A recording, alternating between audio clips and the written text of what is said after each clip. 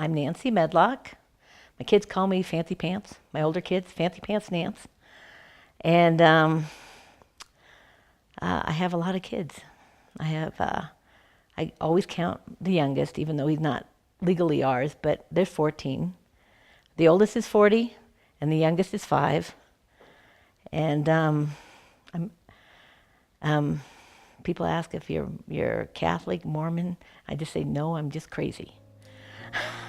I'm addicted. I have a terrible addiction to children.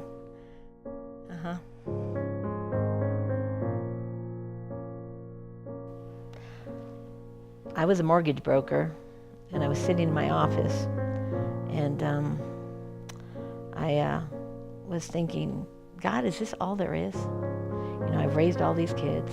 They're almost all grown, and is this all there is? And God audibly told me, you know what you're supposed to be doing.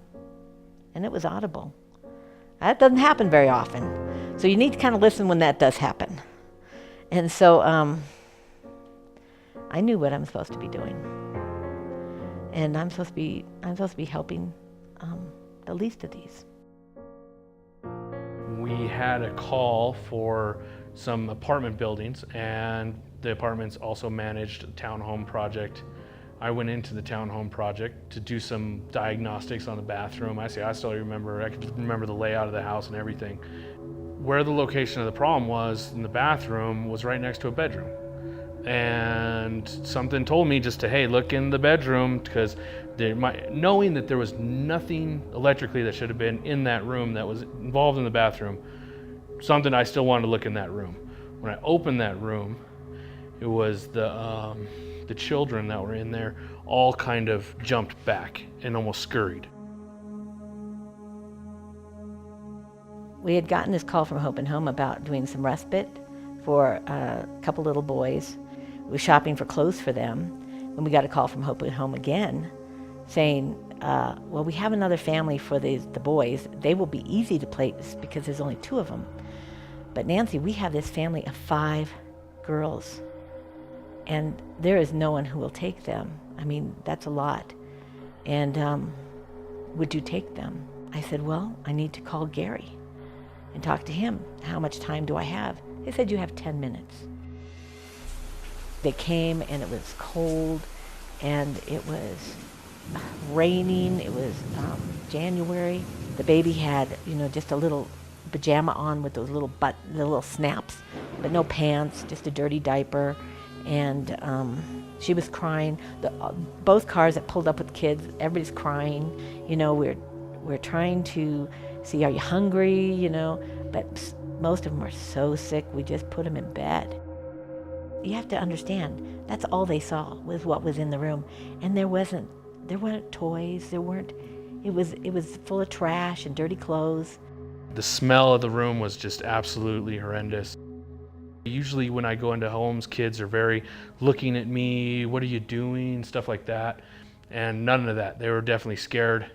They were in the room, but they were hiding amongst the garbage and the dirty clothes. And but the smell was unbelievable because they had many accidents and lots of bladder infections. They didn't have toilet paper. They didn't have anything to clean themselves with. There was nothing in the bathroom to clean themselves with. No new towels, no toothbrushes, no nothing. They had nothing. And child in the middle did not move whatsoever. The girls had a brother. Tavis had lived with his aunts and his grandmother till he was 6 years old.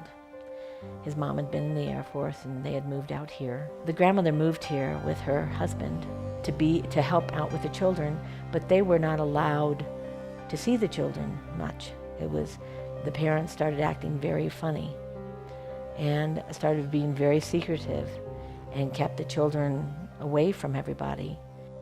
Tavis was perfectly normal. They said he ran, he was funny, and he was just a normal little boy. He had had a nice childhood until he was 6. And I kept going back into the room as I would notice that he just would not move. When they found him, they found him on the floor. He was covered in feces and urine. There were flies on him. He was kind of in a frog position. He weighed 32 pounds. He was 14 years old. I saw the pictures of him, and, whoa, those pictures I couldn't show you them because it's too terrible. It's too terrible to look at that, to look into his eyes.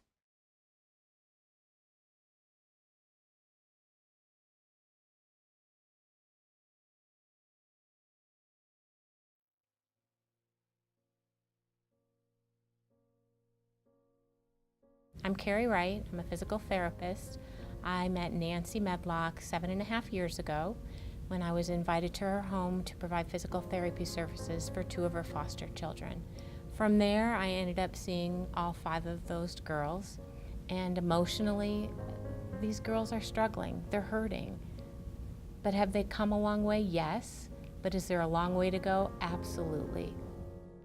Tavis talks about what it was like living in that house, because for him, he knew what life should be like. He had been raised by the aunts and the grandmother till he was 6. The girls didn't know the difference. And for Tavis, he knew that this was wrong. And he always wanted to protect them. I mean, he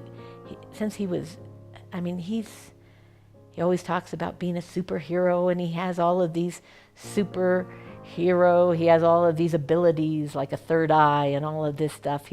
He's always trying to protect everybody, and he's just a great kid. When I look at Tavis, I see a hero. He's my hero. He saved my girls. If it wasn't for him, they wouldn't be here. A lot of them wouldn't be here today. He's my hero. He's quite a guy. If you go into your heart of hearts and think about, what am I made for? What am I here for? We're all called. Everybody is called to help widows and orphans. Everybody is called for that. If it wasn't for Open Home, I never would have met Tavis. I never would have met Shakira and Gabby and Eliana and Hannah and my little baby Raina. I never would have met them. They are the reason I have them today. They're the reason all these kids are safe today. If they had gone into the system, I dread thinking what would have happened to them.